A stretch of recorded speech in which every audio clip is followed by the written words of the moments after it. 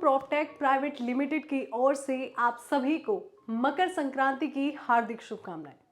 मकर संक्रांति केवल एक त्योहार नहीं है, ये नई शुरुआत, नई दिशा और नई ऊर्जा का प्रतीक है। जैसे इस दिन सूर्य उत्तरायण होता है, वैसे ही सही जानकारी और सही समय पर किया गया निवेश आपके भविष्य को उज्जवल बना सकता है। नमस्कार दोस्तों, मैं सुकृति आर्य एक बार फिर आप सभी का स्वागत करती हूँ हमारे ऑफिशियल यूट्यूब चैनल पे, जिसका नाम है ओम प्रॉपटेक। जो भी व्यूअर्स हमारे चैनल पर नए जुड़ रहे हैं वो हमारे चैनल को सब्सक्राइब करना बिल्कुल ना भूलें और नई अपडेट्स को जानने के लिए बेल आइकन बटन को प्रेस करना बिल्कुल भी ना भूलें। इसी सोच के साथ आज की वीडियो की हम शुरुआत करेंगे यमुना अथॉरिटी से जुड़ी दो बेहद अहम खबरों की, जो आने वाले समय में यमुना सिटी के निवेशकों और किसानों दोनों के लिए काफी ज्यादा निर्णायक साबित हो सकती है। सबसे पहले बात करते हैं 7% आबादी भूखंड विवाद की। जैसा कि आज की अपडेट में साफ तौर पर यह बताया गया है कि यमुना प्राधिकरण ने यह साफ कह दिया है कि अगले 6 महीने में 7% आबादी भूखंडों से जुड़े विवादों का निपटारा किया जाएगा। इसका सीधा मतलब ये है कि जो भी किसान भाई लंबे समय से अपने आबादी भूखंड को लेकर काफी ज्यादा परेशानी में, टेंशन में, असमंजस में थे, उन्हें अब ठोस राहत मिलने वाली है। अधिकारियों के अनुसार कुल 29 गांव के किसानों को लगभग 500 हेक्टेयर जमीन पर आबादी भूखंड देने की प्रक्रिया योजना बनाकर पूरी की जाएगी। सबसे महत्वपूर्ण बात यह है कि इस बार आपसी सहमति से जमीन खरीदकर आबादी भूखंड विकसित करने पर जोर दिया जा रहा है, ताकि आपके फ्यूचर में किसी भी प्रकार का विवाद आपको देखने को ना मिले। इसका असर साफ दिखेगा सेक्टर 18 और उनके आसपास के सेक्टर्स में, जहां विकास की गति देने के लिए योजना पहले से तैयार है। साथ ही जल्द आने वाली 973 आवासीय भूखंडों की योजना में भी 17.5% आरक्षण उन्हीं किसानों के लिए रखा गया है जिनकी जमीन यमुना सिटी में पहले से अधिग्रहित की गई थी।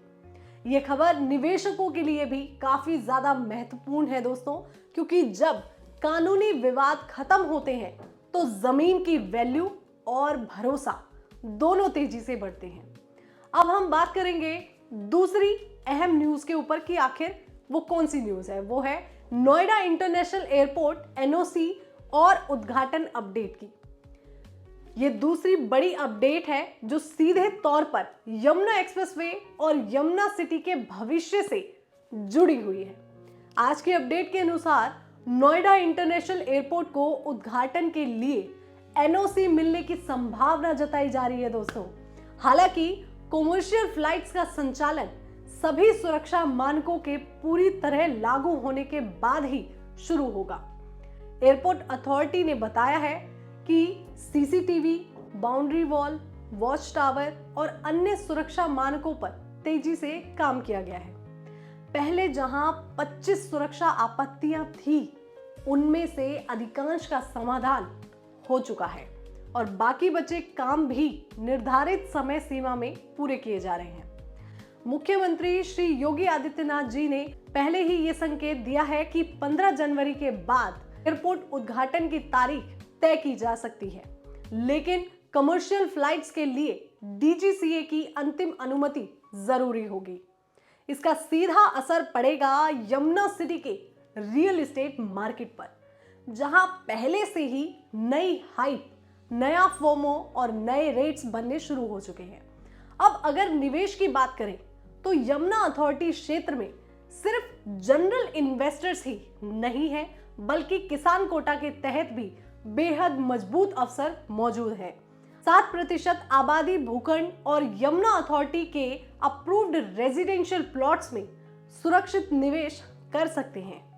विशेष रूप से कुछ सेक्टर्स हैं, जैसे कि सेक्टर 16, 17, 18, 20 और 22D। ये सभी sectors airport connectivity, expressway access और फ्यूचर के इंफ्रास्ट्रक्चर को ध्यान में रखकर लॉन्ग टर्म निवेश के लिए बेहद मजबूत माने जा रहे हैं। यहाँ निवेश का सबसे बड़ा फायदा यह है दोस्तों कि जमीन प्राधिकरण द्वारा अप्रूव्ड है। दूसरा, भविष्य की ग्रोथ काफी ज्यादा साफ दिखाई देती है और लीगल रिस्क काफी हद तक कम है। तो दोस्तों, अगर आप यमुना सिटी में निवेश करने की सही योजना बना रहे हैं या फिर किसान कोटा, 7% आबादी भूखंड या फिर रेजिडेंशियल प्लॉट्स के बारे में पूरी और करेक्ट जानकारी चाहते हैं तो आज ही हमसे संपर्क करें, यानी कि ओम प्रॉपटेक से जुड़े रहिए। अगर आपको किसी भी क्वेरी हो, अगर आपको प्रॉपर्टी रिलेटेड किसी भी तरह की कोई भी क्वेरी हो तो आप स्क्रीन पे नीचे दिए गए नंबर्स पर हमें कांटेक्ट कर सकते हैं। आपका सही निर्णय लेना बहुत जरूरी है। एक बार फिर आप सभी को मकर संक्रांति की हार्दिक शुभकामनाएं। मिलते हैं अगली वीडियो में और एक सच्ची और जमीनी जानकारी के साथ हम मिलेंगे आपसे अगली वीडियो में। तब तक के लिए आप खुश रहें, स्वस्थ रखें अपने आप को भी और अपने परिवार को भी, और बड़ों का यूं ही आदर करते रहिएगा। और याद रखिए, सोच आपकी, तरक्की देश की। जय हिंद, जय भारत।